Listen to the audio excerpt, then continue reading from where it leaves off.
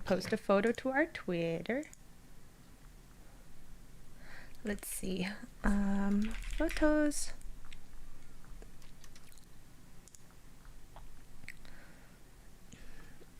Let's see. Our BLHQ podcast photos.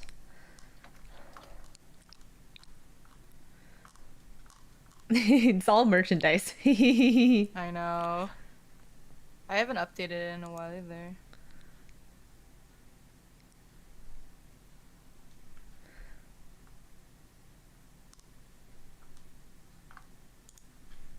Okay, copy image and then post. You know, I think I want to use one of our like cosplay photos. Aha, here we go. Copy. We're on our last episode of Heaven Officials Blessing. Second to last. We have the extra still. That's true. So what should I call this?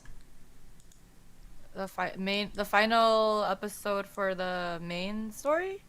Final chapters? Penultimate? We're on the final chapters. We're on the final chapters of Heaven Officials Blessing. Hi K-Pain, hi Cardu.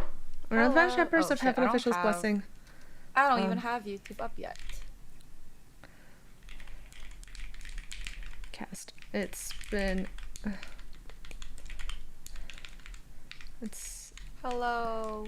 Okay, it's our 51st episode. Come watch us record live. youtube.com/@BLHQ podcast. Woo! Okay. Tweeted. Look at me. Just, being all social media and junk. We're doing things. I'm doing We're it. productive. Yeah, so productive. Yeah. So, hi everybody. Welcome. Thanks for joining our stream.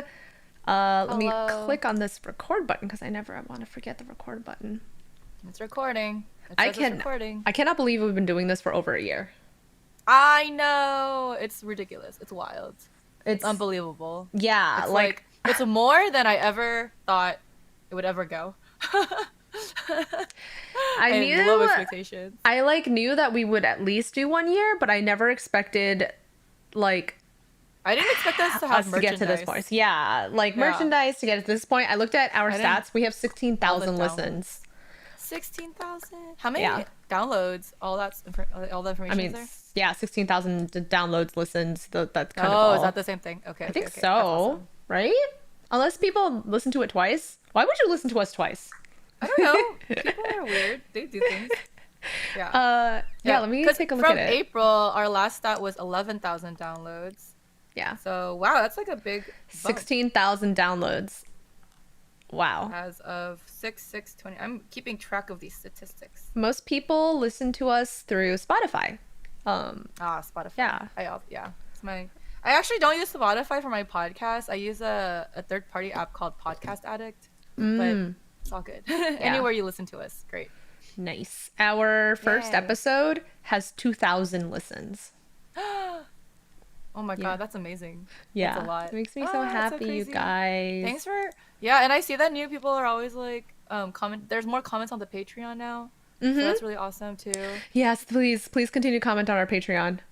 Please. It gives us nice content to talk about during see all those email notifications coming in. Yeah. You guys are the best. We're very passionate, okay? Listen. We're very passionate. I spent a lot of this weekend screaming about fan fiction to people. Yeah. Dude, I feel you. I've started a really good one today. I can't wait to talk about it. Oh, yay. Okay, yeah. All right, let me open up our notes and we can get started. Okay, ready? Ready. Welcome to BLHQ. I'm Jenny Belly. And I'm Stella Chu. This is our weekly podcast breaking down the danmei web novel Heaven Officials Blessing, written by MXTX. We deep dive a few chapters at a time and discuss themes, cultural backgrounds, and our overall reactions. Spoilers abound and screaming will be had, so you have been warned. A recap of last week, Junwoo had regained ownership of his sword Zuxing, previously Fangxing. He crazily smashed Shailan against a wall, urging him to change. Huatsun, Fengxian, and Muqing try to save him, but Muqing ends up getting his blood sucked out by his cursed shackle, and Fengxian is stabbed by his own arrows. Huatsun holds Xelian gently as they face Junwu together. As Junwu taunts them, Huatsun suddenly pours all of his spiritual energy into Xelian, breaking his 2 cursed shackles. Oh my god. It's a very passionate kiss. Finally unleashed. Yeah, just like, forcing it down. Not Yeah, he's like, come here. And Yeah, he's like, I'm so powerful now. And Horny Xelian's energy. like trying to push him away. He's like, no, holding him even tighter. It was, what a good scene. The horny energy. Yes. So that brings us into chapter 240, Humming Smile as red robes fade. Muqing is shocked by how much spiritual power Huacheng transfers into Xelian.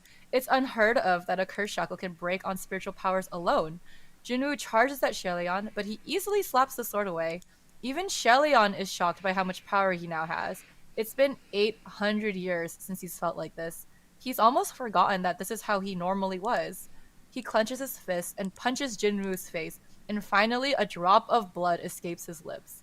When Xelian punches again, this time Jinwu catches it and breaks Xelian's arm. They are tangled in heated fist-to-fist combat.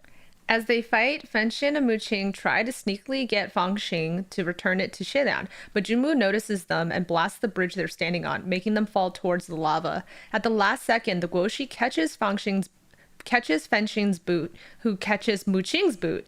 Xelian quickly catches the edge of the bridge, but before Xelian can pull them up, Muqing stops him. He notices that the sword Fangxing got stuck in the lava stream, and he tries to reach out for it, but it's too far. He tells the Guoshi to lower them more, but the end of Muqing's hair catches on fire from how close his face is to the lava. Thankfully, he's able to reach the sword, and he throws it up towards Xelian. Xelian catches the sword at the same time that the Guoshi and Fengxian yank Muqing up. But just then, the resentful spirits jump out of the lava and cling to Fengxian's chest. This time, Muqing is at the very top, catching the Guoshi by his boot when he and Fengxian fall forward. Fengxian fights with the spirits with his fist, but he still has arrows in his back, so his punches are weak. The spirits pull him one way, while the Guoshi and Muqing pull him the other way. Fengxian is about to be ripped in half, when suddenly, all the spirits let go and Muqing is finally able to yank everyone up. Looking down, they see that the fetus spirit has appeared and is beating up all the spirits. The spirits retaliate, scratching and biting the fetus spirit until its white body is covered in red blood. Fengxian shouts in outrage, "How fucking shameless! A group of adults bullying a child? So, come over here!" The fetus spirit lets out a cry and jumps onto Fengxian's shoulder. Fengxian yanks the arrows out of his body and uses them to shoot down at the resentful spirits.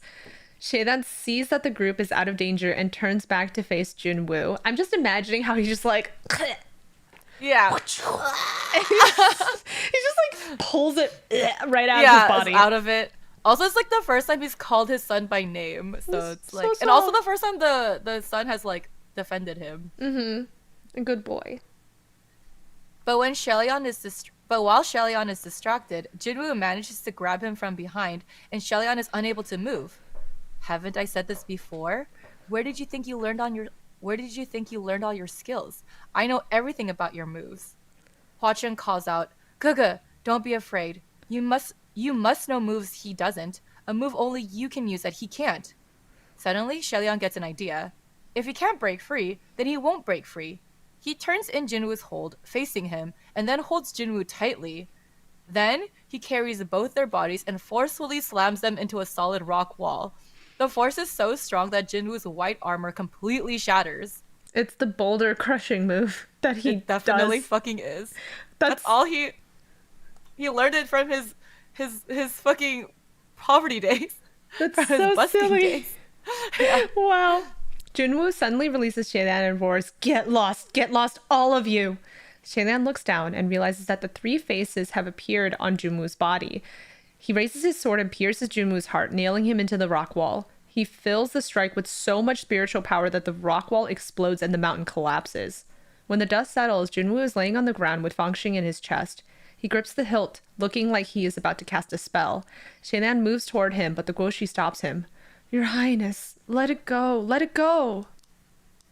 The Guoshi kneels at Jinwu's side and says, "Your Highness, let it go. Really, let it all go. There is no meaning to continuing this fight." Jinwoo yells out, "What do you understand? Scram!" The Guoshi says, "You're right. I don't understand. It's been so many years. You've been a god and you've been a ghost king. All that should be killed are dead. All that you've wanted are in your hands. So why are you doing this to yourself?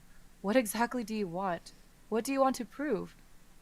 Jinwoo looks confused for a split second before he shouts, "Stop trying to lecture me. You have no right to lecture me. No one has the right."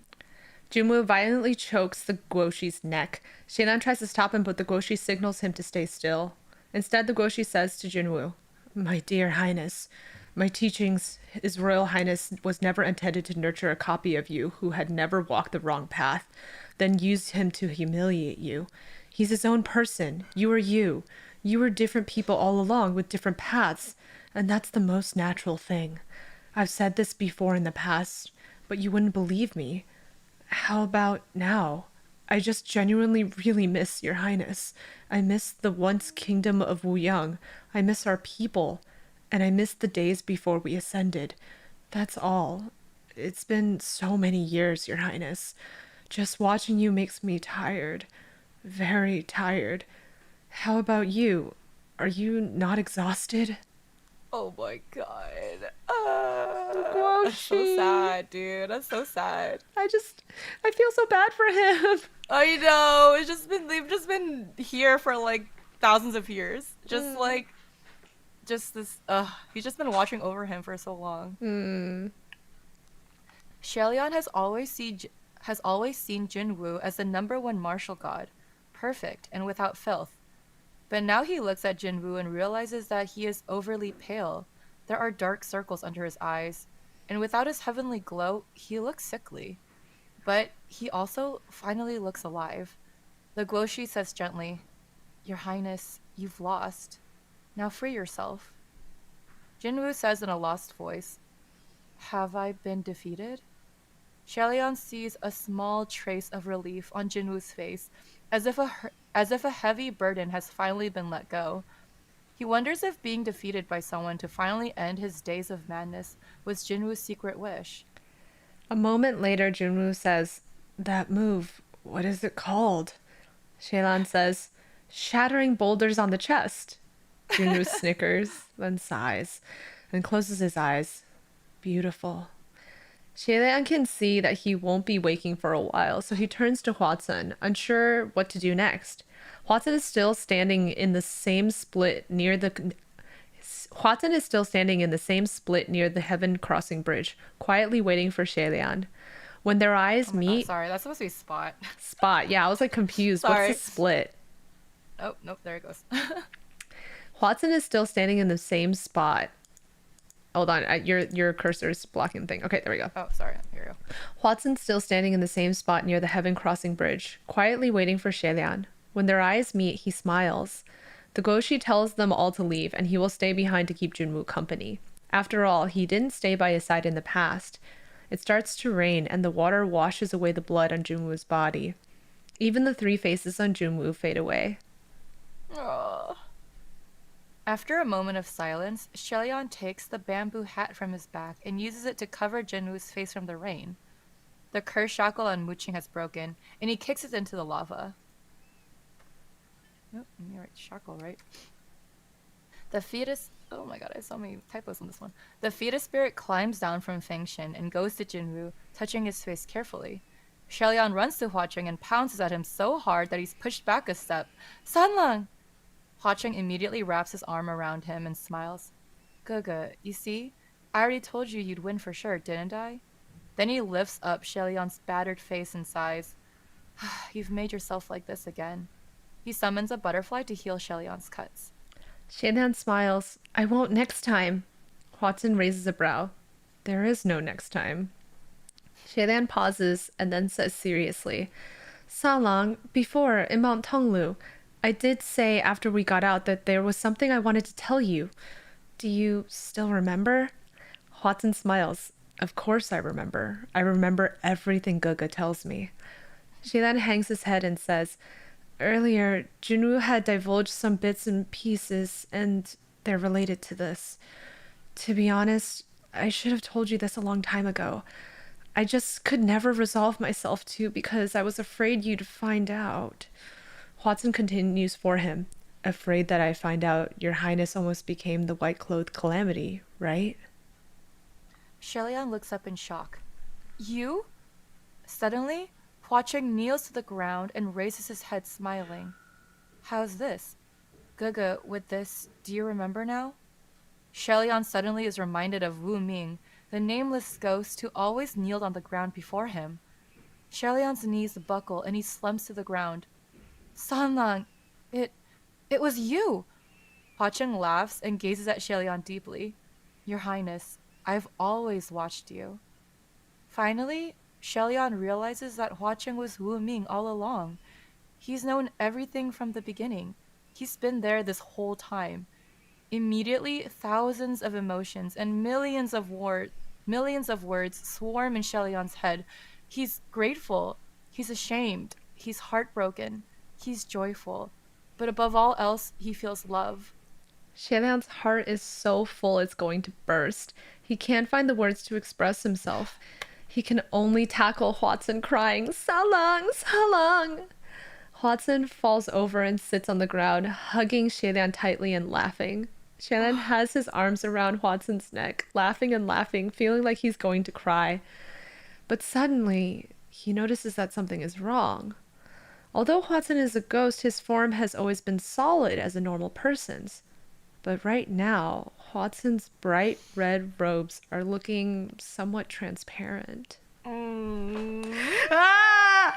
We're getting to the scene. When I We're fucking- getting to the scene. I don't want to read this part. I don't want to read this part. No. When I fucking read this for the first time, I was like bawling. I was crying so I'm saying much. that's let me know. I know what's coming, and I don't want to read more. Also, okay. When you first read this okay. book, because you didn't experience spoilers, I experienced spoilers, so I knew I that had Wu zero Ming. spoilers. I knew that Wu Ming No, I was didn't know. Hua Cheng. I didn't know, dude. I had no fucking idea. So fucked up, man. So when he did that, you were like, ah, really? Yeah, Like, that was like a reveal. Like it was like I had no idea like what the fuck was going on. Like I was just like reading it, and then like as things are like being told to you, you're like, what? And then you're like going back and like, what? Like that's a whole fucking time. What? So yeah, I'm just like curious how it affects people who like watch like the anime or like fan animations beforehand, because they make it so obvious that Hua Cheng is like the little boy in the Yes. beginning, or like Wu Ming, because like they kind of interface his face along over the other characters. Because I had no idea that they were all one person. Like when they were like, oh yeah, Shelion saved the little kid, I'm like, oh cool, that's neat. Like that's it. it's the same kid. Yeah. Yeah. So Oh my that's god. crazy. Yeah, dude. Fuck. This was the scene. This fuck. Okay. I know. And just like all the emotion, like that's like just them hugging each other. Like Shelion can't even speak. All he can say is Sanlang over and over again because he's just so like happy and like Filled with relieved. love. Like, yeah, and like his biggest fear and his biggest regret was Wu Ming, like that he couldn't save that one person, and like to find out that he was saved and it was the person he loves all along. Like what the fuck? Like that's such a revelation. Oh my His God. like I'm most gonna devout die. believer as well. I'm gonna die. I can't. Okay. Looking at Okay, here chat. we Looking go. at chat. So breathe. the lust awoke in the beast in Shelian. Yes. Oh my God. Yes. Like He's so it's- powerful now. The making He's out so session strong. was so strong that he became super powerful. I wish that worked He's in real super life. Horny energy Yeah. would make you extra strong. Can you transfer just like a shit ton of spiritual energy through kissing? And sex? Let's find out. I'll Maybe. just try We'll my see. best. Cultivate. I won't stop trying. Just keep going. The Goshi's on the evil side? Not really. He's more like a father figure that's watching over everybody, being like, guys, stop Yeah. fighting. Yeah. Well, he feels guilt because he betrayed Junwoo all those years ago. He left him all alone, and that turned Junwoo into like this really angry, lonely person. And Goshi feels guilty, like if he had stayed with him, maybe things would have turned out different, because his resentment like became worse just because he was left alone for so many years. And then when he started becoming the teacher to Shelion, Junwoo felt more resentment. He's like, oh, you just trading this kid to replace me, you know? And so, like, but this entire time, Junwoo, like, finally Junwoo realizes, no, Shellyeon is not you. Shellyeon is his own person. You are Yeah. your own person. No one's trying to replace you, man. Like, calm down. Like, so, Yeah. yeah, no, there's a lot of, like, really complicated feelings between everybody. Yeah, and it's just like Junwoo, you can't get over your trauma after all these Oh my god. thousands of No, years. he needs therapy. Yeah. Yeah, he needs to Everyone needs chill. therapy. Yeah. Okay, continuing. Kate Payne is like crying right now. I All right, know. guys. We're gonna be crying at the end of this episode. Everyone is there. Should be a wet tears everywhere. Yep. A tissue stream. Chapter 241. Humming smile as red ropes fade. Shellyan grabs Hua Cheng and demands, "Sanlang, what's going on?" Hua Cheng replies calmly, "It's nothing. I've just overdone it a little." Shellyan is dumbfounded. "Why didn't you tell me this sooner? How can this be nothing?" He realizes that Hua Cheng has transferred too much spiritual power. Even if Hua Cheng acts like he has infinite power, that's not true. Shellyan feels guilty, thinking he should have realized it sooner, and says, "I'll return it to you." Immediately, he kisses him.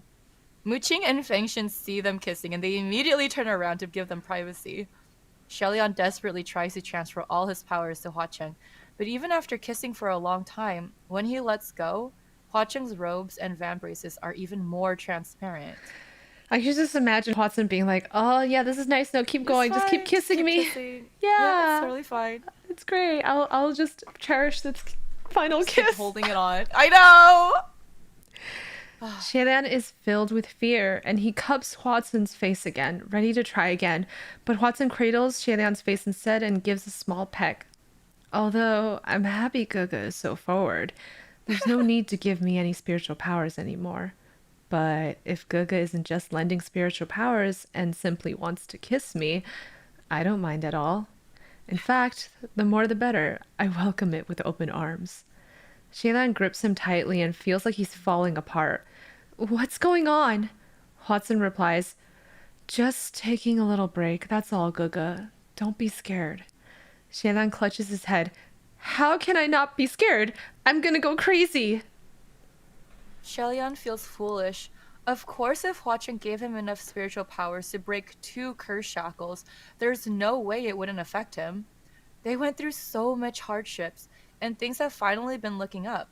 The miscommunication among him, Fengshen, and Muqing are cleared. The 800-year-old curse shackles are gone. And he finally confessed everything to Hua Cheng. But now something is happening to Hua Cheng. How can he not be afraid? Muqing and Fengshen realize that something is wrong, and they come closer. "Your Highness? What's happened?" Shellyan ignores them and grips Hua Cheng, looking terrified. "What do I do?" Watson sighs and hugs Shaylan gently. "Your Highness, I've always watched you." Shaylan clutches at his robes and says, I know, but what should I do now?" Watson's finger combs through Shaylan's hair. "Then, Your Highness, do you know why I refuse to leave this world?" Shaylan feels lost, but he asks, "Why?" Watson says quietly, "Because I have a beloved who is still in this world." Shaylan is stunned. He's heard this phrase before. Watson continues, "My beloved is a brave, noble, and gracious special someone.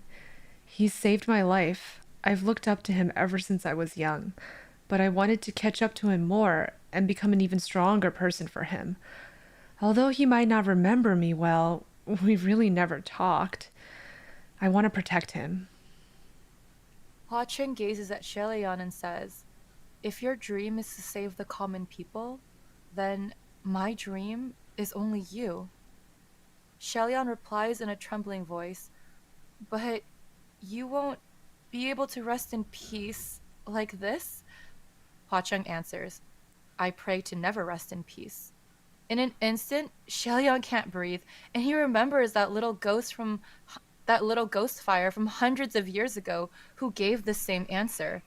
That same ghost fire he bought with a few pennies, who pulled him up from the graves on a winter night, who blocked him from White No-Face, who screamed in torment when 100 swords pierced his heart.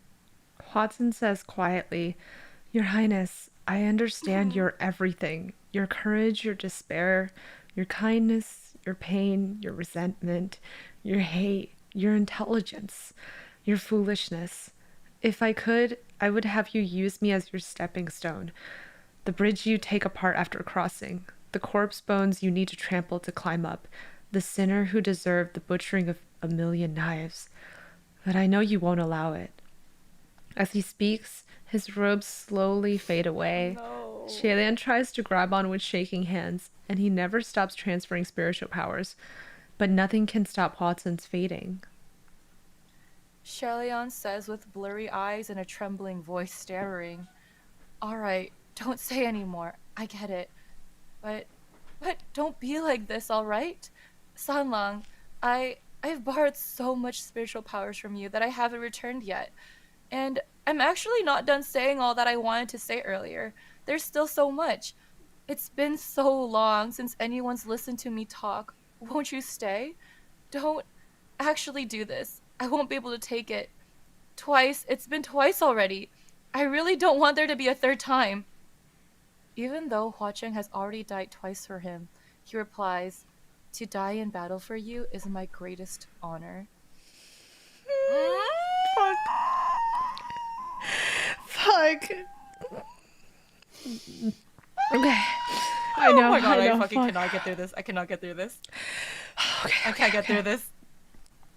Oh my god, to die in battle for you is my greatest honor. Holy fuck, dude. Domino! I'm dying. Your cat knows that you're in pain. You're in emotional pain. Okay. She's like okay. rubbing her face on my face. Oh, she can sense it. She can I sense know. your cry. I'm like, the sad emotions are like. Okay. Okay. Shaylan can no longer hold back his tears and he pleads, "You said you would never leave me." Watson replies, "There is no banquet in this world that doesn't come to an end." Shaylan buries his head and his throat constricts with agony, unable to speak. But then Watson says, "But I will never leave you." Shaylan's head shoots up. Watson says, "I will come back, Your Highness. Believe me." His voice is firm, but his face is fading. Shaylan reaches out to touch his face, but his finger only goes through the air. Watson's eyes are filled with love as he gazes down silently at Shaylan, no longer able to speak. Shaylan doesn't give up and keeps trying to reach for him, but before he can move, Watson disappears.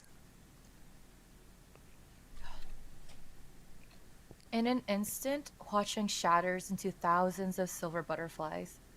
Shelyon's arms come empty and he sits frozen in place. Fengshen and Muqing turn pale at the scene and rush forward. Fengshen shouts, "How did it suddenly become like this? Wasn't he fine just now? Was it because of the curse shackles?" Muqing shouts, "Crimson Rainsought Flower, don't be joking around. If you're not dead, then come the hell out." But there is no answer, and the butterflies all flutter up into the sky. Fengshen tries to pull Shelion up, but he is like a heavy stone, unmoving. Fengshen asks, "Is there something we can do to help? Do you need spiritual power? Can he be saved? What should we do?" But Muqing has realized the situation and says, "Drop it. Just shut your mouth. Nothing can be done now." A single butterfly flies to Shelion and lightly brushes his hand, his cheek, his forehead, as if whispering goodbye. Shaylan extends a hand to see if it'll rest on his palm. The butterfly stays on him for a little while before it also scatters with the wind. But where it stood on Shaylan's finger is the red string, still bright and vivid. Much time passes. Wu Qing, Fengshen, and Pei Ming are arguing over the accounting of the heavenly capital. Since it was destroyed, the heavenly officials have regathered at Mount Taikong and established it as a temporary upper court, with tents instead of golden palaces. They are trying to rebuild a new heavenly capital, but the palaces and scrolls are gone, and no one can strain any of the accounting out. Muqing gives up on helping with the numbers, and Pei Ming comments that he wishes Ling Wen were still here since she was so skilled at managing reports and these type of things. At that moment, the Rainmaster arrives, and so has Shelion. Hua Cheng, please. Why did you have to do this? I cried so hard when I read Why did you have this. to leave? I know. I thought he was just gone. Just gone. Yeah. I was like, there's no way they're gonna end it like that, though. No, it So, wouldn't be fair. Like, none of it was Watson's fault. It was yeah, all after everything that's Junwoo. happened. I know. Oh Like, my Watson God. was never the main character in anything. He was always playing support. Yeah, And- it was just like, whatever you want to do, Guga. I support you. I will be there Right. for you. I will follow you to the end of the world. Right? Oh my God. Like, none of this was Watson. Like, and absolutely nothing had to do with Watson. It was everyone else. It was always Yeah. other people's story. And he's innocent the only one who bystander. died. Yeah. It's fucked up, man. Man, it's so fucked. My heart. I know. Fucking Watson. And it's like right after like Shaleon like confesses his like deepest darkest secret and regret, like right after that he's like gone. Like and the line where Shaleon was like, "There's finally someone who will listen to me. Please stay. I have more I want to talk to you about." Like that fucking killed me. That Yeah. killed me. It's like everyone has ignored Shaleon for 800 years. He's lived a lonely existence. He doesn't even have anyone to have a simple conversation with. And like here's this person who wants to do nothing but listen to him talk and like listen to everything he has to say, everything he wants to do. Like you follow him everywhere. And like that one person is gone now. Like he has no one left. Like that's so sad. It's so sad. Ugh. I can't handle it. Oh my god. I Poor hate it. I Shaleon. hate it here. Fucking hate it here. To not sign up for this. I know. Ugh. He devoted his entire life, like his entire existence, I everything about know. him I know. was to Like, support it's Shaleon. like his entire life is like meaningless without Shaleon. Oh my god. Oh my god, I'm fucking dying. Like the only reason he became famous was because he killed 33 people defending Shaleon. Yeah, Yeah. dude. Fucking, And he only opened up reason he Ghost City. survived. Yeah, just for Shaleon. So you can have a temple for him. Like, can't have a temple without money. Yeah. So like, oh, I'll just make a gambling den. Done. Yep, and hire all these people and make sure my citizens are happy and like reduce the crime All in for this area. Shaleon. All for Shaleon. Yes. Oh, for Shaleon. I love that so much about him. Just Is that like yeah, he's just becoming an amazing person for Yeah. Shaleon. he like hates people in general, but he Yeah. will become the governor of like this city Yeah, that he He'll established become just the for city Shaleon. owner. Yeah. It's like, ugh, I hate I fucking hate ghosts, hate. I hate human beings, but I need to make sure that like the municipality is established. So Shaleon has like a nice place to live. and I know, stuff. it's Like, so I need to give him cute, nice things. so I need to sweet. have an armory for my Shaleon. So like, Yeah. Oh my god, the armor is destroyed. I forgot about I that. know. It's gone. It's like, everything is destroyed. It's like no big deal. Just make another one for Shaleon. I'm really I really hope somebody writes the entire book, sort of, not really the whole book, but like most of the scenes, rewrites it from Watson's perspective. I just want to see Oh, sweaty God. Watson, like Yeah. nervous Like teenage what's boy he mind thinking Watson. about? Yeah. Because if you think about it, Watson died when he was like 16, right? Like he was a boy. when he was. So he still has teenage hormonal brain. Yeah, so it would be nice to like see that from that perspective. Be like, yeah, whatever you want to do, Gaga, it's cool. He's It's trying to chill. be cool. Yeah, whatever, Gaga. Yeah. That's oh, it's ridiculous. Okay, let's read some chat. Complicated feelings are tough to deal with for sure. Lending spiritual powers, good excuse. Yes, yes, yes. To make out, yes. More kisses. This is not a fun emotional roller coaster. I'm sorry. I No, told it's you. not. It's not fun right now. This is like just sad. Just sad feelings all around. I told you guys, this where we be. Yep, it'd be like this. Crying this is at what work. danmei is. This is like the genre of danmei. Yeah, the main love So interests fun. die at least once or Danmei, twice. so fun, you guys. So Yeah. much fun here. We're having so much fun. If they don't die at least once, what's the point? Yeah. Is it really danmei? Only death will Okay. release our angst. Nope. Oh no, Carador, you have to go. Oh, you're not gonna. You got to listen to the podcast. The for spoiler is that ending. Watson never comes back. Yeah, actually, he's just gone. This is it. Yep. Yeah. That's it. Just Sorry, know sorry that while about you're it. going back to work. Just think about that for the rest of your day. Goodbye. All right. So let's move on to our next chapter. Oh, sad. Chapter 242. Atop Mount Tyson, thousands of kinds of dust settle. What? Thousands of kinds Yep. of thousands of kinds of dust settle. Yep. The Rainmaster has come with boxes of produce. These fruits have the special effect of raising spiritual power after eating, so the heavenly officials eagerly divide and share the gifts. The Rainmaster brings another gift out for Shelian. It is a rare white silk. Shelian brightens with a smile. Thank you so much, Lord Rainmaster. I've been looking everywhere for this.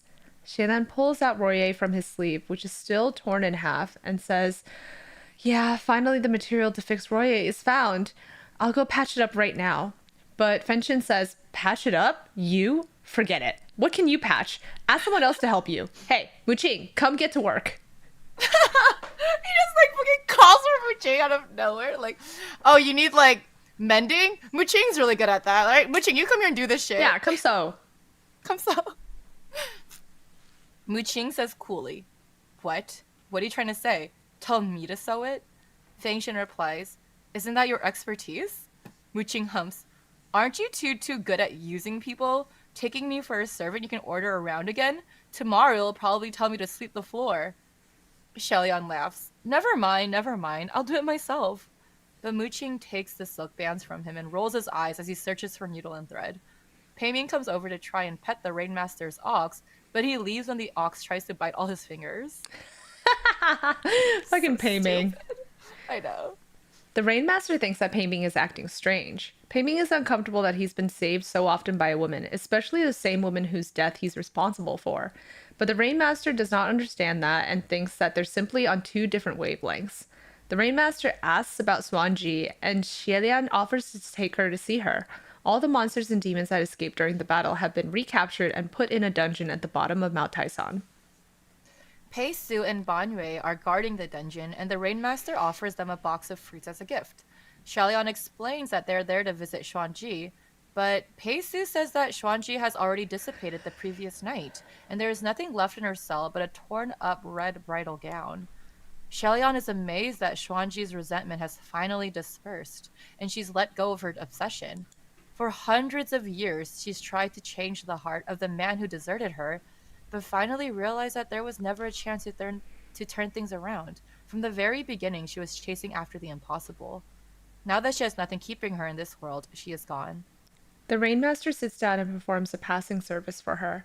Swanji was, after all, the only remaining citizen from the kingdom of Yushi. Shelian decides to give her privacy and joins Peisu and Ban Yue, who are eating the fruits. But suddenly, Shelian senses something and he looks up to see a figure near the bushes in the distance. He rushes over and sees that it is Jiang Lan! He blocks her path when he tries to flee and he blocks her path when she tries to flee and says, Lady Jiang Lan, do you plan on leaving without bidding farewell? She's carrying the fetus spirit and she says, surprised, are you here to stop me? Shelian replies, don't be nervous, I just wanted to give you something. He takes out a protection charm that he's made himself and says, your son Suoso's gudge is rather strong. It needs to be restrained. Although it's already undergoing purification, your cultivation isn't as high as his, so it'd be hard to guarantee zero accidents. You'll need this to assist you. After hesitating, she takes it and says thanks. Shelian says, no need. As long as when you use it, shout 3 times, Your Highness, please bless me. It'll do. That way, this will be marked under the name of my palace. John Lan is speechless. After a moment, she turns to leave, but when she notices that Shelian is not following her, she stops and asks, why? You're not stopping me? Why? Shelian says, then, Lady Janlan, why must you go? Fenshin said he would take care of both of you, and he'd keep his word. Janlan sighs. I know he will, but forget it. It's for the best. I don't want to be with him anymore. Shelian is taken aback.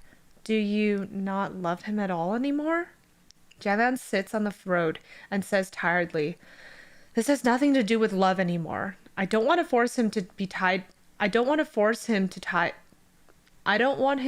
force himself to tie us to him.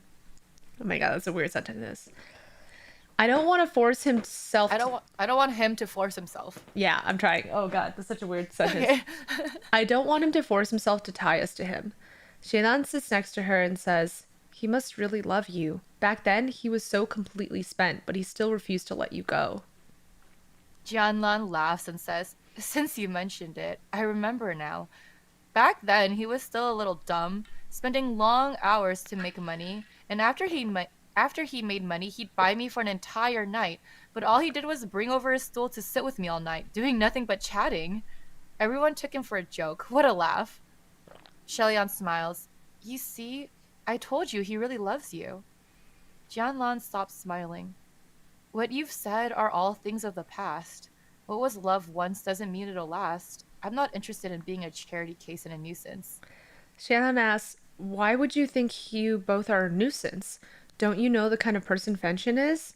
Jialan says, you, His Highness the Korean Prince, you have never lived the common life, so of course you think things are that simple. He won't now, and he won't on that surface either.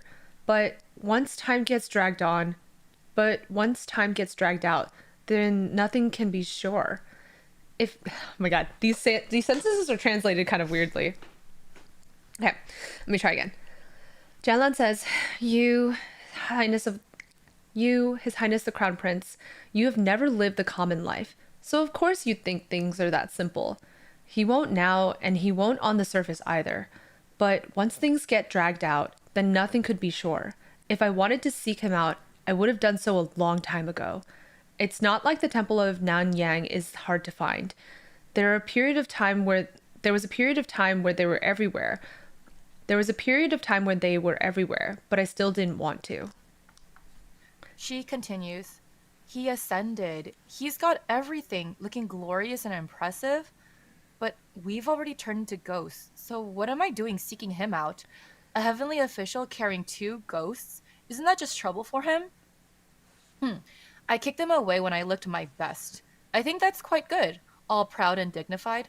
That way, I would always look that way to him in his heart, and not like this, heavy in my makeup and tacky, crow's feet around my eyes. If he really recognized us, and every day he had to look at this face of mine in Swoso's form like this, with us dragging him down, he would only become more and more tired, annoyed, and one day we will become a nuisance. So why bother? Isn't that too tragic?"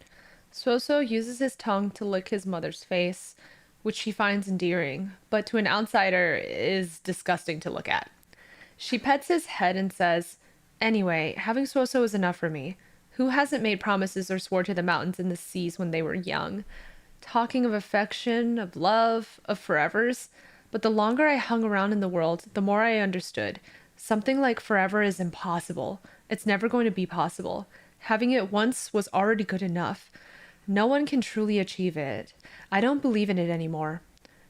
Fenshin is a good man. It's really been too long. Everything's changed, so it's best to let go. Shellyan listens silently, not saying a word, but his heart says, "No. Forever exists. There's one person who can truly achieve it. I believe." After a while, Jianlan takes Suoso and leaves. Shellyan returns to Mount Taisong and looks for Fengshin to tell him that Jianlan left, but he doesn't find him. Instead, he runs into Lan Chancho, who awkwardly asks him if they could talk in private. It's revealed that Lan Chancho is taking care of Guzi, and the kid is sad and asks for his dad every day. Lan Chancho has put Chirong's soul particles in a lamp, which Guzi hugs and waits for the soul in the lamp to grow bigger. Lan Chancho has mixed feelings of doing these good deeds for someone who has murdered his entire family. Lan Chancho pulls out a red coral bead and hands it to Shelian. At the sight of it, Shelian stops breathing and he trembles. Lan Chancho says, this coral pearl was a secret treasure left by the founding father of Yong'an. Shelian realizes that this isn't the pearl that was on Hua Tun's hair. It's the one he gave to Lang Ying. Lan Chancho says, the founding father once said the one who gave him this red coral pearl was his savior, someone who had helped him, a very good man, but he still did something that made him lose everything. The founding father said he didn't regret doing what he did. He had to do it. But afterwards, when he thought about it, he still felt like he wronged that man. Xie listens silently. Wow, that's so fucked. That I guy. know.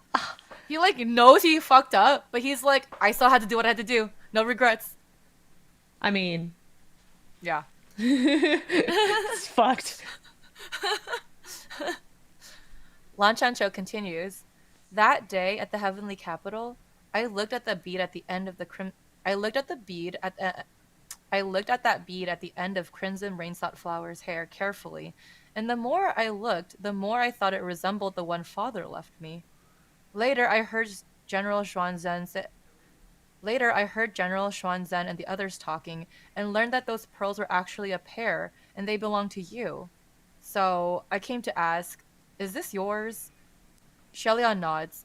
It's mine. It's a pair of pearls my mother and father gave me when I was young.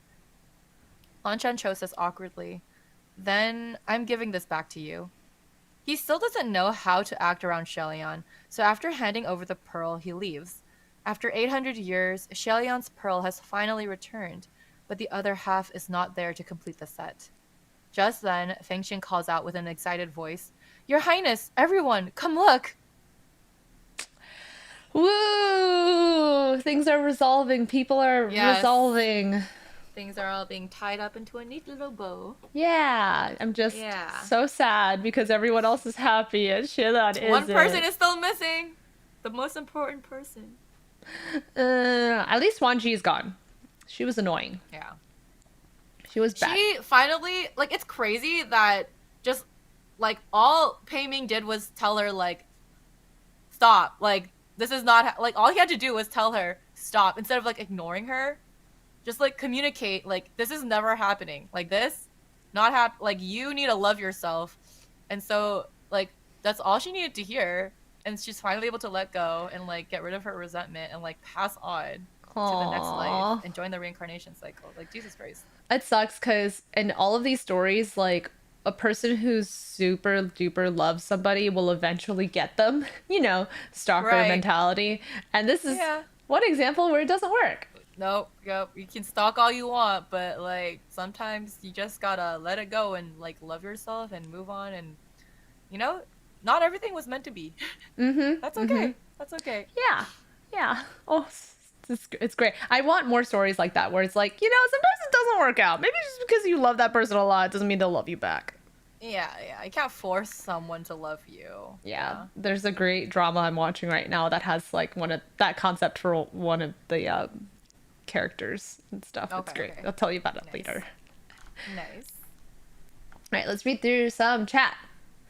K-Pain says, I knew what was going to happen. I'm still very sad. She cried. I know. Aww. It doesn't stop being sad. Like, no matter how many times I reread or relive these scenes, it's still sad. Yeah. It's just so good.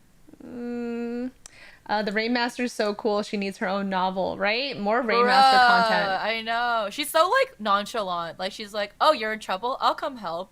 And she's like, oh, you're, like, weird around me. What's up with that? Like, why do you hate me so much? Like, she just, like, does not care about anything. Like, she's just, like, vibing.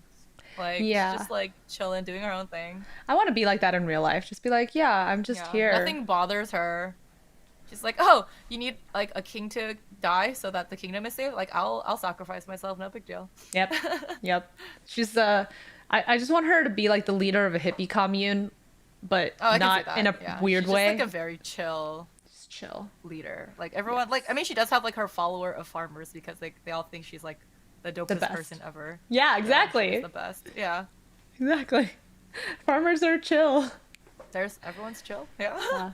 It's great. True love is hard, and sometimes you have to accept that it's one-sided. Yeah. Well, let me tell you about the show that I'm watching. It's called Back from the Brink, and it starts off with this guy, this dragon, getting married to this immortal lady, but as he's about to, like, you know, do the ceremony with her, she fucking stabs him and is like, I tricked you. Wow. I'm only here to steal your, like, dragon scales to revive the man that I actually love. And that's like the beginning of the fucking show. I feel Love the so bad for drama. him. Like, I mean, they Yeah. proceed to have this like terrible fight, like a really awful fight. Like she literally like she wants like this scale that's on his heart that protects his heart that's going to like help her revive her loved like her actual true love, and so he rips it out and throws it into the sky and becomes a shooting star. And so she continues to Aw. fight him to the point where she like rips out like all of his scales and rips out like his horns Oh and his no. bones from his body. It Oh was like no. really That's violent. very And violent. it's so and he's a dragon, so it's like fine, you know, because it's animated. Like, it's so fucking violent. I feel so bad for him, and he has to like Yeah. he lives like for the next I don't know dozen years like in excruciating pain trying to like find all the pieces of his body again Oh, that's because great. you know he's like he can't die because if he dies then Yeah. the heart scale would like stop working. So she keeps him alive. That's She's so like I'm great. not gonna kill you. That's so fun. And so she's doing all this for her loved one. Can you imagine how fucked that is? And he like loved her. He was like so in love. He was so happy that he Aw. was marrying her. Totally fucking tricked him. And this is like the first 10 minutes of the drama. Yeah, I was yeah, like, yeah. damn, this is messed up. Anyway, so one-sided love. Love it. Love it. Yeah, yeah. I Yeah. mean, it's not one-sided for her and her actual lover. Like, that's their true. Like, she will do anything. Well, She'll do anything for her true love. Like, she is well. willing to deceive So and murder I'm and up kill. I'm up to the episode where you find out he doesn't even know who she is because he Wow, has that's fucked up too. amnesia. Of course But he does have. Everyone has amnesia in drama. his amnesia goes back to when he was still married to somebody else and he loved that other person. God, wow, how many So fucking he's like, people are "Who are entangled in you? this? Why are you after me? Like, why are you trying to make me fall in love with you? I don't know who you are. And I just, fuck? where's my wife?" And she's just like, "You don't have a wife anymore. I'm the person you're supposed to be in love Yeah, with." I And helped. Like, I did all this shit for you, man. What the he's fuck? like, "That's cool, but like, I don't know you, so I'm leaving." It's so Wow, fun. that It's sucks. like all that effort for what? it's for a what? love square. It's a For it's what? a yes, a love square. Yeah. Actually, there's a fifth person. It's a love pentagon. That's Woo. great. I love that. Love that. So dramatic. Okay, all right, let's continue. We got sidetracked. Chapter 243. How my lord aches for the flower. How I ache for my lord. Shaylan puts away the pearl and gathers with the other heavenly officials. Fenshin calls out excitedly, "Look who I've captured!" And then he runs out of the woods with Ling Wen in his hands. After the cursed shackles were gone, Shaylan was so powerful that he could easily remove the brocaded mortal that was still clinging to his body. Meanwhile, Ling Wen was stuck in the form of a Daruma doll under the curse naturally until the curse naturally undid itself over time. Shaylan figured that Ling Wen would sneak back to steal the brocade immortal, so he spread a rumor in Ghost City that the brocade immortal was being kept in Mount Tyson. Feng Xin says to Shelian, "Just as you suspected, Ling Wen went to steal the brocade immortal." They bring her to the main tent, but Ling Wen looks calm as ever. Pei Ming pushes her down into a chair and says, "We finally found you. Ling Wen, you have to pay for your sins." Ling Wen looks at all the heavenly officials surrounding her with savage gazes and says with trepidation, "What are you all planning?" Pei Ming brings down a large stack of reports and scrolls in front of her and says, "These, take care of them." Ling Wen looks baffled, but the heavenly officials throw more stacks of scrolls and reports and says, "We've been waiting for you for days now. Hurry and help figure this out." Ling Wen is kept in the tent for an entire day and night until all the scrolls and reports are taken care of, organized into neat and orderly piles. The heavenly officials all cheer, but Ling Wen's dark circles have returned. Pei Ming praises, "It certainly is noble Jie who is the most efficient." Ling Wen says politely, "It's nothing, it's nothing." The officials try to ask for her help with more reports, but Shaylan rescues her and says, "Everyone, let's figure this out later. Let Ling Wen catch her breath first."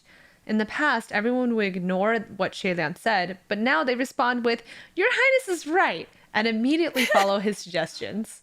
Wow, wow. Everyone finally realizes Shelian's worth. When the tent is emptied except for Ling Wen and Shelian, Ling Wen says, "Congratulations, huh? Your Highness, your spiritual powers have returned. What good strategies now, even ghosts are your worshippers, obeying your orders? How unimaginable." Shelian replies, "They're not my worshippers, they're just friends from Ghost City. I only asked them to help." After a moment, Xiaolian asks Ling Wen how come the brocade immortal didn't work on Hua Cheng. Ling Wen replies that she made the brocade immortal and killed Bai Jing in order to speed up the destruction of the kingdom of Shuli. Since then, the robe has had countless masters who order the wearer to murder, harm, or deceive. But Baijing is not like that. He didn't like being used or deceiving. He didn't like being used or deceiving others. So whenever he finds people who use the brocade immortal without a single trace of malignant or desire to harm, he becomes glad. Malintent. Malintent. Without a single trace of malintent or desire to harm, he becomes glad. Baijing especially felt in tune with Huatsun, because it didn't matter if he was wearing the brocade immortal or not. Huatsun would do anything Shaylan ordered him to do, even die for him. This is how Ling Wen realized that the fake Lang Ying was Huatsun in disguise, because no one else could have acted towards Shaylan like Huatsun did. Aww. Suddenly, Ling Wen raises her hand and points to Xiaolian's necklace, saying, I've seen things like it before. The very unique ghosts who gift their lovers their ashes. Xiaolian squeezes the ring tightly.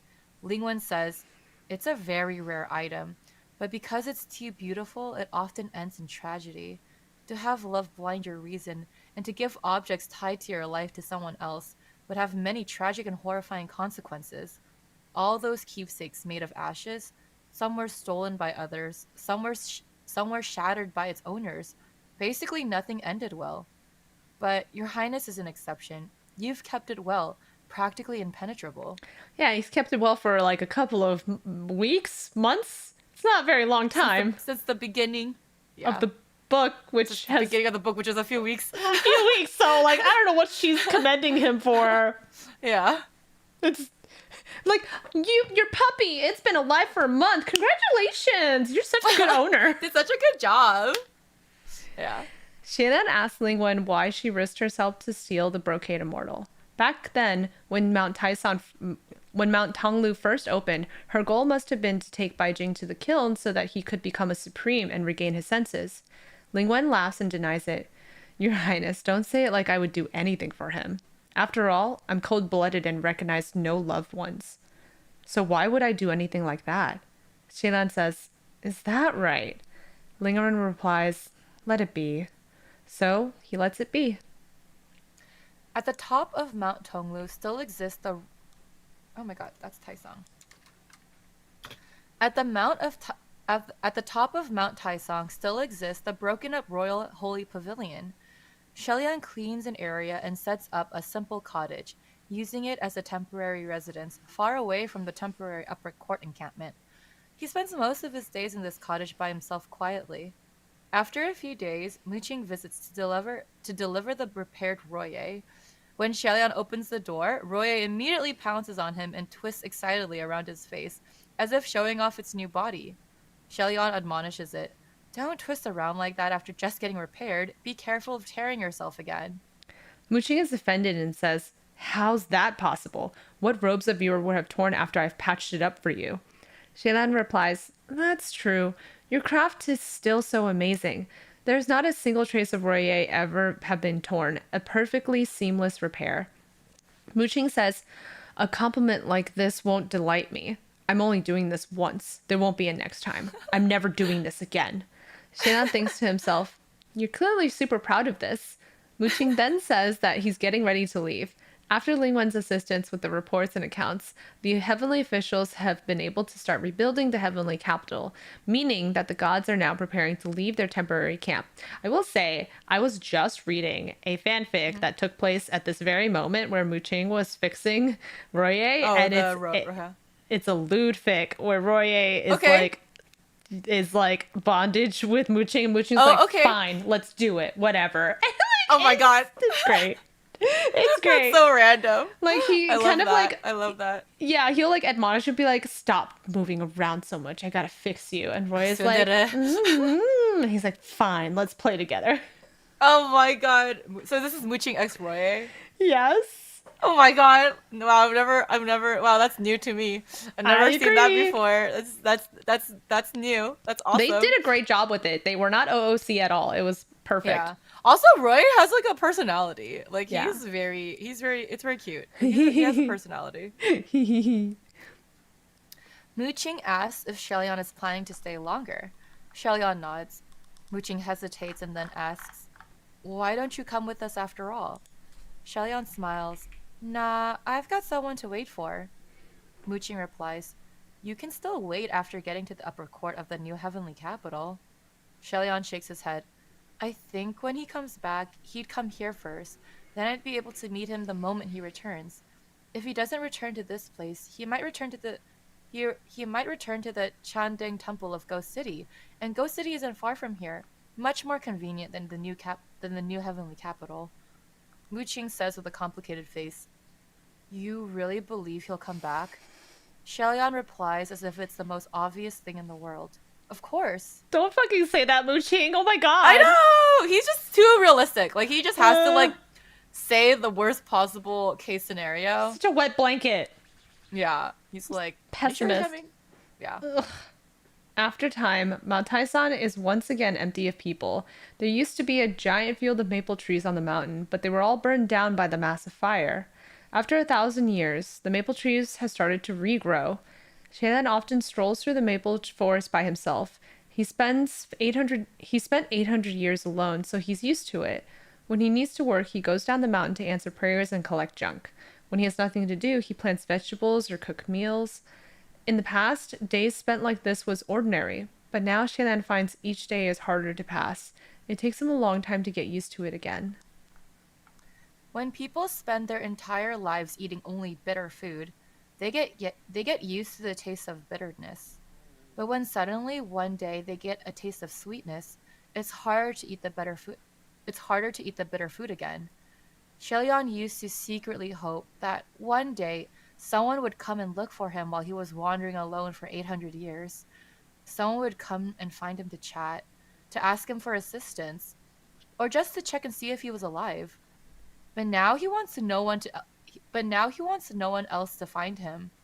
Every time he hears a knock on the door, his heart jolts with hope, only to be disappointed when he answers the door and it's not the one he's waiting for. Sometimes Fenchen or Muqing visit, sometimes Shen, Xin Qishuan. One second, let me fix that. I have to replace all the acronyms. Okay. Sometimes Xin Qishuan. Even the ghosts from Ghost City have visited him often to pay their respects. Wait. Even the ghosts from Ghost City have visited him to offer their respects. It's fine. It's just that the one he's waiting for, it, it's fine. It's just not the one he's waiting for. In the first month, Shailan brings several flowering trees to plant at the entrance to beautify the crudeness of his dilapidated cottage. Perhaps when Huatun returns, the flowers will blossom. In the second month, Shailan tears down the entire cottage and rebuilds it, even pulling up all the weeds on the entire mountain. Otherwise, when Huatun returns, he might send people to clean it for him. In the third month, the trees have flowered. Shailan stands under the leaves and enjoys the blossoms. He thinks to himself, the flowers are in full bloom. He should be home soon. I hate this. I fucking cannot. I hated this section of the book so much. It was so fucking sad. Fuck. Just like, it's just like a sentence for so much time passing, and it just like shows how lonely and hopeful Shelion is. Yeah. In the fourth month, Shelion reconstructs all the mountain paths. That way, Huachin can hike the mountain faster when he returns. In the fifth month, Fengxian and Muqing come to visit and ask if Shelion wants to leave the place for a bit and take a walk outside. They quickly run away when Shelion offers to cook them a meal. In the sixth month, the flowering period is over. Shelion waits and waits and waits, but he never cries in agony or breaks down. He simply waits calmly and patiently. Huaqing waited for him for over 800 years, so what does it matter if he waits for Huaqing for another 800? It could be 1,000 years, 10,000, and he will still wait. It's only been 1 year after all. One day, Shailan comes back home with an ox cart piled high with the junk that he collected. Halfway up the mountain, he sees something glimmer in the night sky. It's the everlasting blessing lanterns. It must be the Shangyuan festival today. All the heavenly officials must be in the capital now, battling lanterns again. Suddenly, Shailan is reminded that he and Huatsun first met during the Shangyuan. Suddenly, Xianlian is reminded that he and Huatsun first met during the Shanyuan festival. Back then, Huatsun was just a small, filthy child squeezing through the crowded city's walls, and looked down to see the glorious 17-year-old crown prince of Shenla. When Xianlian looked up and saw that small figure falling, he immediately jumped. That auspicious Shanyuan festival, that awe-inspiring first meeting that led to centuries of pining, Xianlian smiles to himself and thinks that Huatsun wasn't the only one who had fallen. Uh, oh my god. I love Domino's here to comfort me right now. Oh, what a good girl. Shellyan continues up the mountain path when suddenly he sees that the path ahead is being illuminated by something. His eyes widen. There are countless blessing lanterns slowly rising from the mountain peak, lighting up the entire night sky. Shellyan feels his heart stop as he urges the cart to move faster. There, in front of his little cottage, is a man in red clothes, slender and tall, with a silver scimitar at his waist. His back is to Shellyan as he lifts a final everlasting lantern into the sky. Shellyan is frozen on the cart, wondering if he's dreaming. As he gets closer to the cottage, the man turns around and Shellyan clearly sees him in the light of 3,000 lanterns.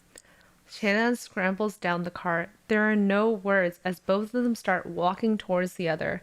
A step, another step faster, until finally they are running. Shannon runs as tears fall, and his heart says he believes. He believed that this man will die for him again and again and will be reborn for him over and over. Even if he fell into hell, he would break through the abyss for his belief. Last time they spent 800 years running towards each other. This time, it only takes an instant to fall into each other's arms. Oh my god. I'm gonna die. I'm gonna die. Oh my god. Oh my god. Oh my god. Oh my god. My heart. Oh my god, the reunion. Their fucking reunion. Oh my god. Just imagine, like, the sky is completely lit by thousands of lanterns, and 3,000 Shilia's climbing up the path, and then Watson turns around and sees him. And they just, like, run to each other and just, like, silently squeeze the fuck out of each other because they're... Oh my god. I'm just dying. Oh my god. They love each other so much, you guys. They work so hard to get to this point that they can finally be together. It sucks because, like, Shaylan, like, after working so hard and, like, solving all the mysteries of his life and all the pain of his life, and he could finally be happy, the thing that made him happy disappears. Like, I know, the one joy in his life, like the one person that would like listen to him. It's like some kind of like final punishment for him. Yeah. Like after everything else in his life gets resolved, like literally he's finally got his powers back. Like he's finally the curse shackles are gone. He finally makes up with Muqing and Fengshen, and like everything else is resolved. But the one thing that he wants is like gone. Pain. So much pain. Why is danmei like this? I know. Why are they like this? Why do they do this to us? Why? Oh my god. At least they're together. That's what matters. I know. Yeah, I'm like, I love the scene where they're like running to each other, but the right before that where Shellyan's just like waiting patiently without ever crying or like breaking down or like losing his shit. Like he just like patiently, very zen, just like waiting for watching because he just has belief that he's going to come back. There's like no doubt in his mind that watching will somehow make it back for him. Yeah. Fuck. That's so sad. Yeah, I literally like cried as I was like writing these. This chapter notes, like this was like the worst. Like I just like afterwards I just like laid in bed and just like stared at the ceiling for like 20 minutes because I was just like I just need a process. This is so much. It's so much. Oh god. Okay. Let's make it happy. We have one more chapter. Let's go. Final chapter. This is it. I need to recover. Chapter 244. By the heaven official's blessing, no paths are bound. Shellyan is celebrating the opening of the newly built Puchi Shrine. There are several long tables stacked full of food, and he busies himself greeting guests and seating them. The new shrine is much larger and was rebuilt by the villagers. Sorry, I need to rewrite Kwani Zen's name. Kwani Zen. Kwani Zen. The day when Shelion fled after the shrine had collapsed, the villagers found a box of Kwani Zen's gold bars in the rubble, and the village head used it to rebuild the shrine and kept the rest safe for when Shelion returned. Shelion tried to return the bars to Kwani Zen, but he refused until Huacheng threatened him to take them back, or else he wouldn't help him fix Yin Yu's soul. Oh yeah, Yin Yu is dead. Oh shit. Oh I yeah, forgot he's just about like, that. yeah, and like, how rude is it that Huacheng is like, if you don't fucking take this gold back, I'm not gonna help my assistant. Fuck you. Like, just let his assistant die. Yin Yu's like, hello? Are you gonna fix me? Why am I the here. collateral? Like, that's so fucked up. A group Oh of my heavenly God. officials led by Mu Qing arrived at the shrine, but when they see the state of it, they are shocked speechless. It's so gaudy. There's red and green and a rainbow-colored divine statue, Yep. and the establishment plaque is so horrifyingly written. But Shinan thinks that it all looks great and is just happy that it's not dilapidated anymore on the verge of collapse. He greets the heavenly officials and offers them seats, but they don't want to stay and simply drop off their gifts and say their congratulations and leave. When Huatzin came back, his 3,000 lanterns ruined the Heavens Festival, alerting them to his return. On top of that, the bell in the heaven had been ringing nonstop, driving everyone crazy. I love that they have a rainbow-colored divine statue because he's he's gay. Yeah. Woo. I don't know why he has a rainbow. Why? Who decorated this? Like, who was it? The villagers' idea? It was it an Shelley? ally. Like, it was a whose very idea was excited ally who's like, okay, Oh my they are God. gay. We are LGBTQ in this village now, so we're gonna just make sure we make support. everything rainbow. Yes. And colorful Yes, and gaudy. it is June. It is Gay Month, Gay Pride. We're gonna be Month. supporting our God. Our God and his husband. Yes. Yeah. Do you like our rainbow-colored desserts that we made for you? Is it gay? Everything. The heavenly officials are afraid of Huacheng, so they suck up to Shelion in case they need to beg Huacheng for mercy in the future. Shelion thinks that this whole situation is silly, but Muqing asks him to tell Huacheng to lay off a little. It's getting out of control. The bell is so loud that no one can concentrate. Shelion agrees to talk to Huacheng about it, and then offers Muqing some food, adding that he didn't cook it. Just then, Fang Xin arrives. When the leaving officials see him come, they start whispering to themselves about how sad is it that his wife and son ran off with some other guy. Fenton hears and he shouts, "What the fuck? Aren't you guys tired of this? How many months have you all pushed me on this? Also, it's ran away, not ran off with some guy. Fucking stop spreading empty rumors." The officials flee quickly and Muqing says, "You might as well not have explained yourself. It only sounds even more embarrassing." Fenton angrily throws a broom at Muqing, but he snorts and says, "This is old. You can't use this on me anymore." I love that the relationship has gotten better. They're just like teasing each other now. Shelion arrives before Fengxian can yell again and puts another broom in his hands. "Oh, good. Then how about this? Why don't both of you help sweep the yard? We set off some firecrackers earlier, so the ground is covered in red scraps. Thanks. If you get bored, you can train some idioms, okay?" An hour later, a rowdy group of humans arrive, and the grounds that Fengxian and Muqing just swept become filthy in an instant from muddy feet. It is Shiqing Xuan's group of beggars. He hobbles over and says, "Your Highness, I've come to disturb you. So how about it? Did what you agreed to last time still stand?" Shannon laughs and welcomes them all to have a seat. Shinjichuan has brought in all the people who helped guard the human array the previous year. Since they were promised chicken legs back then, bowl after bowl of chicken legs are brought to the table and Shinjichuan shouts, "Everyone, no need to hold ourselves back today. Let's eat." But as they eat, suddenly someone says, "Wait, something's wrong. There's the essence of evil." Someone looks up to see Heaven's Eye and his group of monks. They ask why he's here, and he replies that he helped too after all. But he warns everyone that there's evil in the food. No one should eat it. Everyone ignores him. Some of the beggars have already finished their bowl and are asking for seconds. Seeing them eat so happily, Fengxian and Muqing join the table to eat too. Heaven's Eye is outraged, and he stands to check the kitchens. But Shiqing Xuan holds him back and tells him to calm down and that everything is fine. He stands to go to the kitchen himself. He stands to go to the kitchens himself to check personally. But when he lifts the curtains, he, Muqing, Fengshin, and Shelion are stunned at the sight. Inside is a boar demon chopping pork legs at the cutting board, while a rooster demon is bathing inside a giant pot. When the rooster demon sees the curtain lift, he screams and covers his chest. Yeah. Privacy, please. I'm bathing here. She then hurries inside and says, "Didn't I say you can't do this?" The rooster demon slaps his chest with confidence. "Grand uncle, we've taken our baths before coming. Very clean. Besides, this soup base has the effect of longevity. Eating this won't harm anyone. No loss. Can consume with peace of mind." Xi Shuan silently drops the curtain. Fenshin, Muqing throw their bowls down, spitting, "I'd rather you cook." Shelian says woefully, "They were adamant in helping. I couldn't say no. They're doing this out of goodness." At that moment, Heaven's Eye appears to check on the situation. Shelian is worried that he'll start a fight with the demon, so he tries to lead him away. But suddenly, Heaven's Eye circles Shelian in confusion and says, "That's weird. This isn't right, She Daozang. How come the essence of evil on your body has gotten worse since last time?"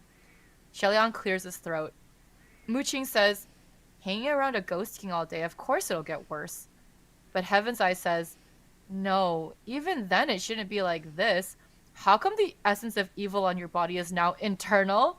It's entirely emitted from the inside out of your body now." Shelian's face turns so red it feels like it's going to burst with blood. This is why we Gee, have I wonder a why it's tag inside him. that's called... Why is it inside him? We have a What's tag inside him? that says Shelian's canonical cream pie kink. Pie king. 'Cause What's going on, Shelian? He wants What's the inside your essence body? of evil. The essence of evil. What's going on? It's Explain inside him. yourself. Just explain yourself, bro. What's going on? It's coating the insides of him, filling him up. Woo. So why are you so full of it? Like, he's so full of it that it's worse than ever before. Woo. Yo, careful, you might get pregnant. Definitely. Yep. I'm fucking dying right now. Yep. Yep.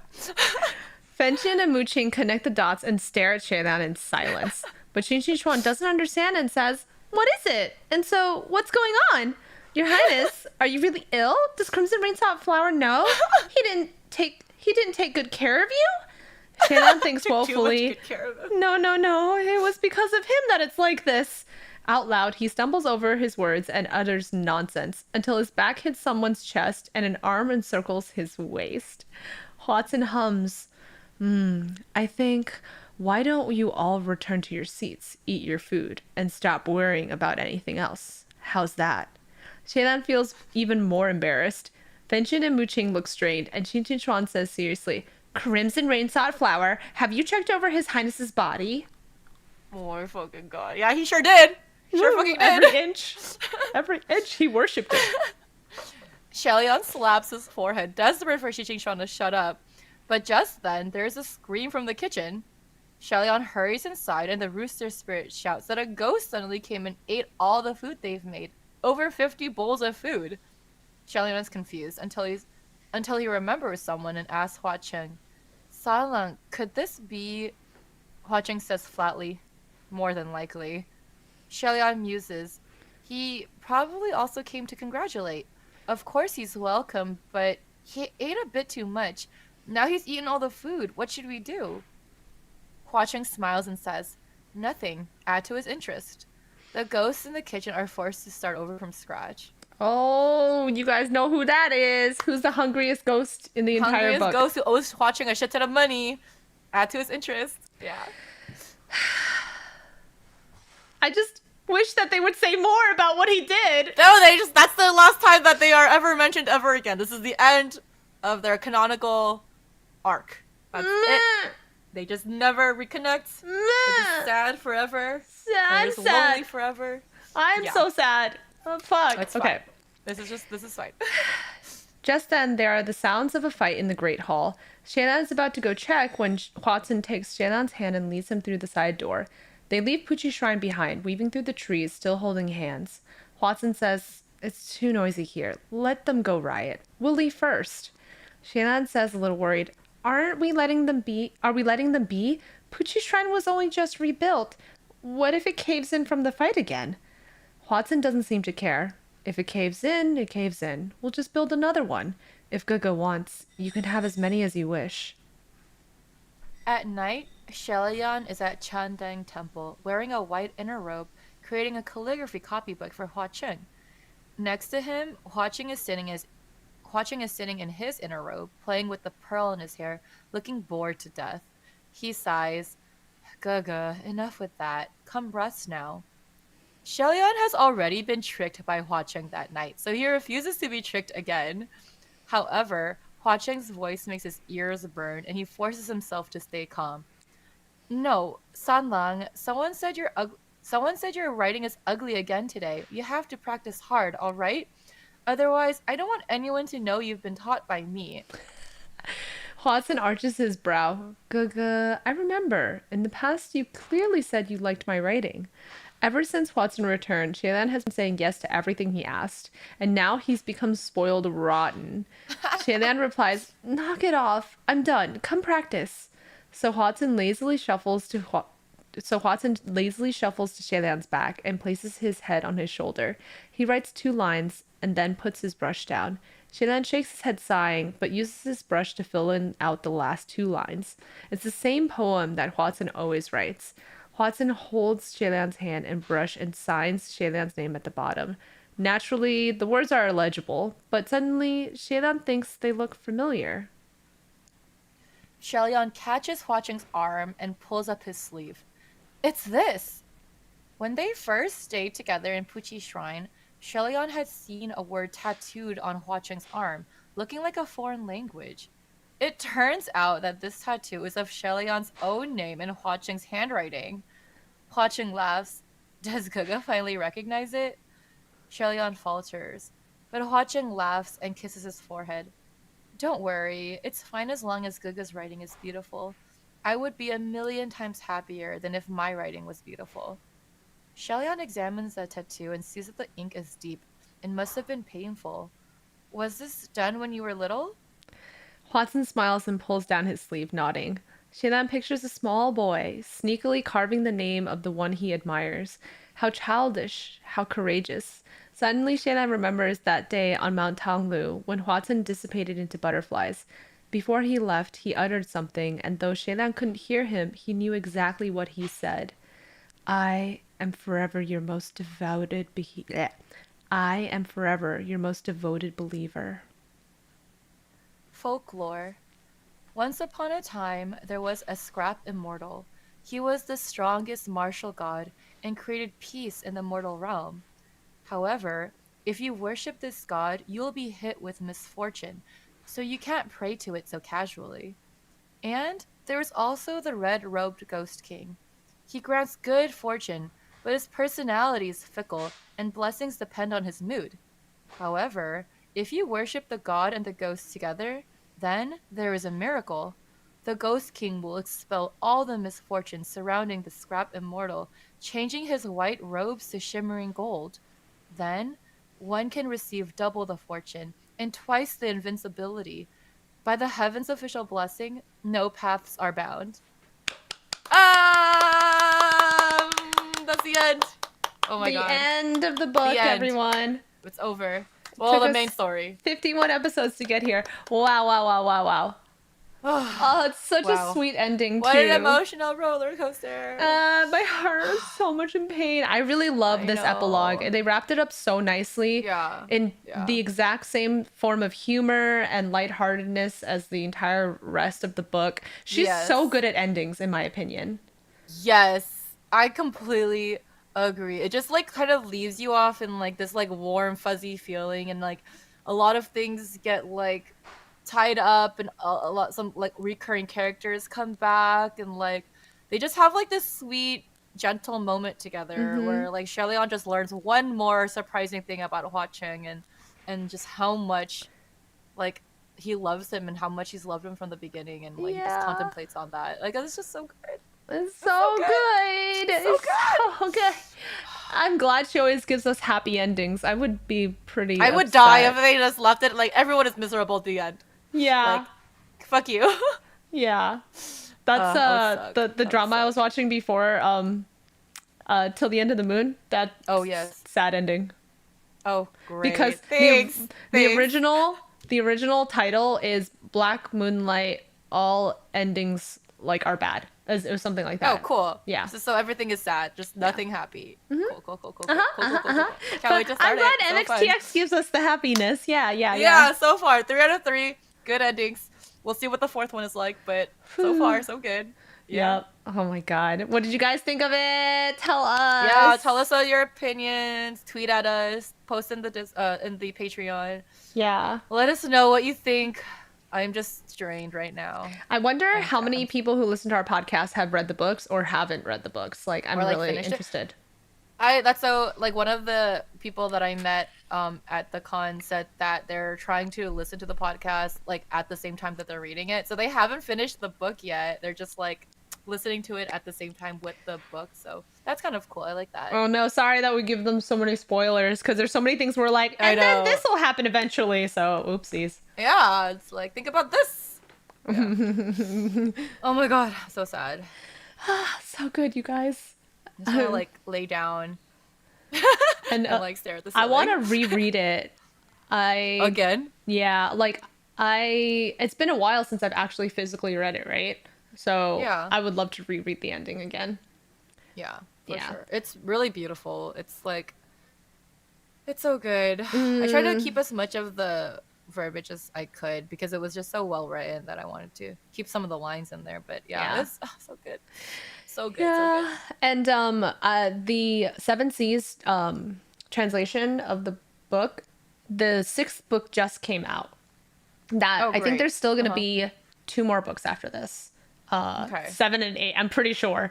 But it's I've realized I've given a lot of money to Seven Seas. So thank you everyone who subscribed to our Patreon, because I'm just gonna include that into my danmei purchases. Yeah. Thanks for donating money so we can buy more danmei stuff. Kate Payne says she's read the book 5 times. Yo. Hell amazing. Yeah, Kate Payne. Fucking love that. Love that. Yes. All right, let's talk about our off topics today. Oh yeah, let me pull mine up. Same. There's like so many that I've read that I'm trying to decide which one I want to talk about. Yeah. Let's see. Yeah, I've read a bunch in the last like few days because I've been like working a lot, so it's been nice to just listen. It's my downtime. It's like reading fanfics. I'm also playing Marvel Midnight Suns, and that's really fun too. So like, I've been playing Diablo. Diablo's amazing. I don't have it yet. It came out today officially. I know. I love Diablo. I have so many hours in Diablo 3. I have at least like 200 hours. Like a lot. So really excited. New one's really good. Yeah. Yes. Yeah, I'm really excited. Okay, let me just figure out which ones I want to read. Oh my god, there's so many. Okay, I have a stupid fun one. I have a dumbass one. Yeah, go for it. Okay, this one's called 4th Time's the Charm by The Face of No. And this is like a crack fic. It's set in modern times, Murazishi. And so Haisang and Wei Ying are at lunch. And they're arguing because they're like, you can't fucking propose. There's no perfect way to propose to someone, okay? Everyone is different. Like, Wei Ying is like, everyone is different. Like, you can't propose to, like, me and Ming Yao or, like, Jiang Cheng the same way. Everyone has their own perfect proposal. And then Haisang is like, oh, yeah? I bet I can get you to say yes to me if I propose. And he's like, how are you going to do that? So he, like, stands up in the middle of this restaurant. And, like, everyone is staring at them. And he gets down on one knee. And he's like, Wei Sheng, will you please marry me? And everyone is like, he's like shocked, speechless. He doesn't say anything, but everyone starts like congratulating them and like applauding. And the waiter comes over with like a free bottle of champagne, and Jin Sishun sees them and it's like, are you guys getting engaged, and he's like, no, we're just like fucking around. We're just doing it for the free stuff. Yes, for this free stuff. Yes. And he's like, okay. So Wei Wuxian is like, now we have to actually go around and propose to each other to get free stuff, or else he's gonna think that we're fucking idiots. So he like so they go multiple times to like various restaurants to like fake propose to each other to then get free stuff, so that no one. So their idea is that if we do this on purpose, they'll think that we're stupid, as opposed to accidentally having proposed to each other on purpose for other stupid reasons. So I don't know what their thought process is, because they're both dumb idiots. But they start proposing to each other for free stuff, and then fucking Lanjan hears about it, and Lanjan is like, Wei, are you engaged to Huaisang? He's like, no, I'm just doing it for the free food. He's like, I will propose to Wei for free food. Where do you want to go? Let's go right now. I'm gonna propose to you for free food. And it's just like a really stupid nonsense crack fic where Wayne gets proposed to multiple times for free food, and then Lanjan hears about it, and he gets fucking jealous as hell. Yes. And he's like, I'm gonna propose to you. I will do it first. Aww. Yeah, it's so cute. And then they actually get married, please, oh god. Oh, yeah. Okay. Okay, this one's really cute. This one is from Scum Villain Self-Saving System, and it's called You Are Who You Love by Kishlet. Oh, yeah. And this one is an amnesia wife plot. So it's post-canon. They've been married for a few years, but then Senshin gets poisoned by a monster whose like poison only affects demons, and it should be fine for cultivators, but because he has some of Lo Binghe's like blood in him, it affected him and became like, it was very poisonous to him. So he was like practically dying. So what the like all the peak lords had to do was seal away all of the demonic energy that's inside of Senshin, which also apparently includes his memories of like Lo Binghe and any demon that he had like come into contact with for some reason. The author was just like, listen, I don't have to explain myself. Just go with it. Like, she literally said this, and I thought it was so funny. And so it's basically just all about Lo Binghe needing to seduce Senshin all over again, and like figure out if Senshin actually loved Lo Binghe, or if it was because he was forced into a relationship with him through circumstance, right?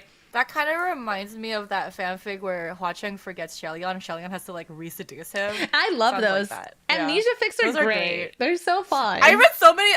It's not amnesia fics, but it's like the ones where they get out of surgery and they're like fucking confused because they don't recognize their husbands. I read like 3 of those like this week. They're so funny every single time. They're so funny. Yeah, I need to I'm just gonna jump and dive into like amnesia fics. I think it'll just be really fun to like watch them fall in love all over again. There was one that was actually kind of sad because it was Lanjan who gets amnesia, right? Because he like had a big car accident, and when he wakes up, Wang is like, "Oh yeah, we're married."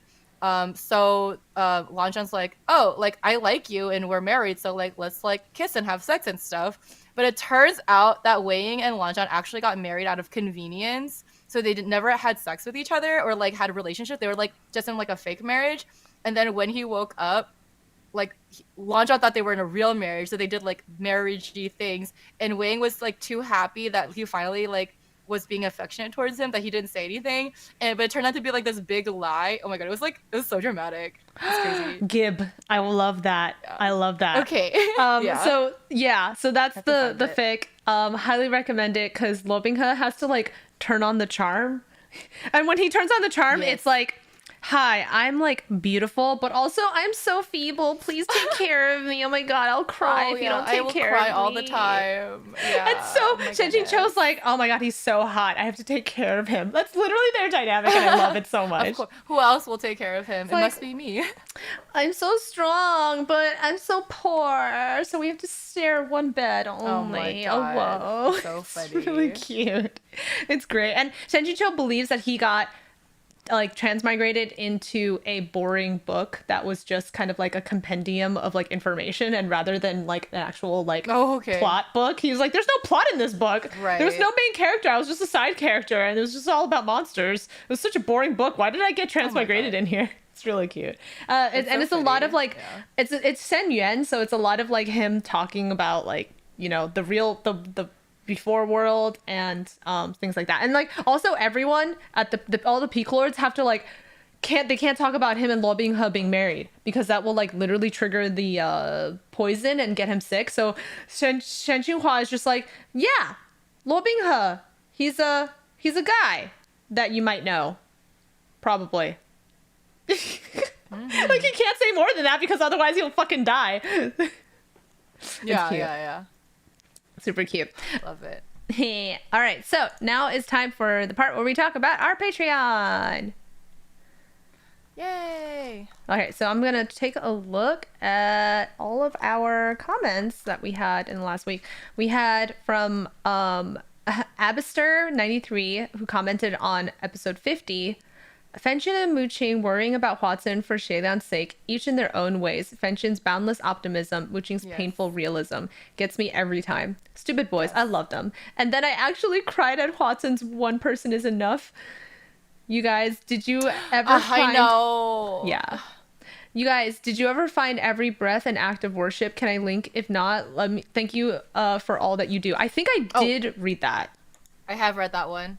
Every breath, an act of worship. Yep, it's childbearing pills that gets Huatsun empregged. I know this one. And it is less horny empreg fic and more of a trauma fixing fic. It's great. Yeah, I recommend it. If you guys want something new to read, definitely go and read that. I agree. And then another comment from Kate Payne says, I feel so bad for Huatsun having to stand there and watch as Xielan gets the shit kicked out of him again. I can't believe the next episode is the last chapter, other than the extra chapters. I love this novel so much. You guys have done such a great job breaking it down. Thank you, Kate Payne, for being here ever since the beginning. Oh, thank you, Kate. That's so nice. Thank you for your lovely comments. We really needed you. Like, this whole time, you've been such a big support for us. We really appreciate you. Oh my God. Thank you. And then Thank you for always being in the chat. And then Faceboy says, that line where Fenchen said that, may all the gods and Buddhas bless that Huatsun is all right. And Muqing replies, we are the gods and we can't do shit. We're the gods. It's us. You're praying to us. Also, he says that he hates the fetus spirit. It's a horrible abomination. He hates babies. Sorry, Faceboy. So is disgusting. It's very disgusting. It's literally just a pale thing with a long ass tongue that crawls on the ceiling. Like, that's so gross. That's like alien movie gross nightmare feel. Like, nasty. Totally. Yeah. Okay, and then now is the time where we thank our C1 tier.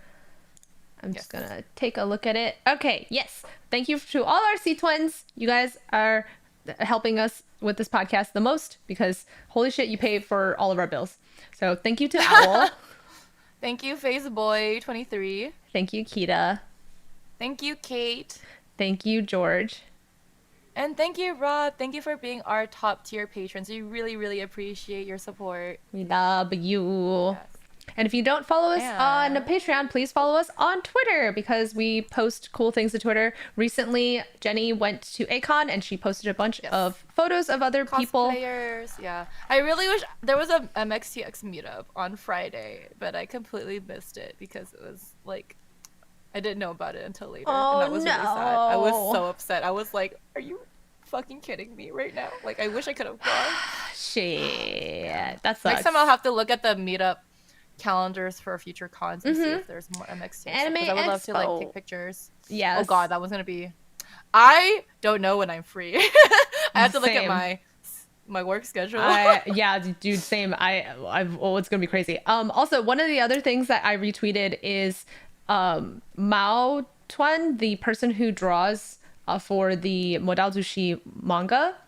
She has been putting out pretty much every week a new chapter of the like post of the the extra chapters. Yeah, the extra chapter. This one is the second incense burner one with God, the incense burners.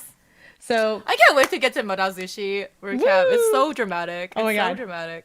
It's so sad too. It's like fucking sad. Oh my God, it's so like good. instead of watching, because like Shelly was the main character, and he doesn't like die, because Hua Cheng dies multiple times. But like in Murazushi, the main character dies Yes. a lot. Very Is sad. always injured. Yes. So fucked up. So, Yeah. if you see one of the recent retweets I did, it was for the translated panel in which teenage Lanzan is fucking Yeah. adult Wei Wuxian and Wuxian. Lanzan saying, "Who is the husband?" And Wei Wuxian is like, saw that. You are the husband." You. It's like overwhelmed. Yes, and it's such a good Yeah. panel. Literally, oh my God, I love that panel so much. So yeah, if you want to see all that cool stuff, look at go follow please our go Twitter. on our Twitter, our horny The fucking BLHQ Twitter. podcast. Jesus Christ, it's so ridiculous. There's some other curse stuff. There was recently a tweet that went like, it's the Barbie like arrested photo, like the mugshot, and all the artists out there have been like throwing in their ships. And so this one is Xiaoxin Chen with bloody eyes underneath his blindfold, and then Xie Yang being like his shit-eating grin covered in blood. Fucking cursed. Yep, so fucked. Oh my God. Anyway, so yeah, please follow us on Twitter. Yes. And as oh my God, where is it? No one really said this. I'm just saying the. And remember, last time they spent 800 years running towards each other. This time, it takes only an instant to fall into each other's arms. Thank you for listening, you guys.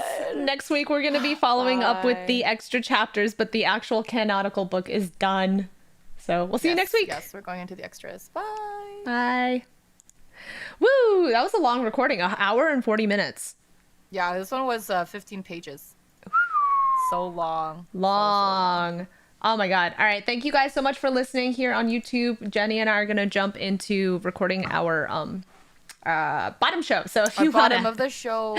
you want to come listen to us talk about smut, you have to subscribe to our All the Patreon. explicit fanfics, yes. Yeah. Bye, guys.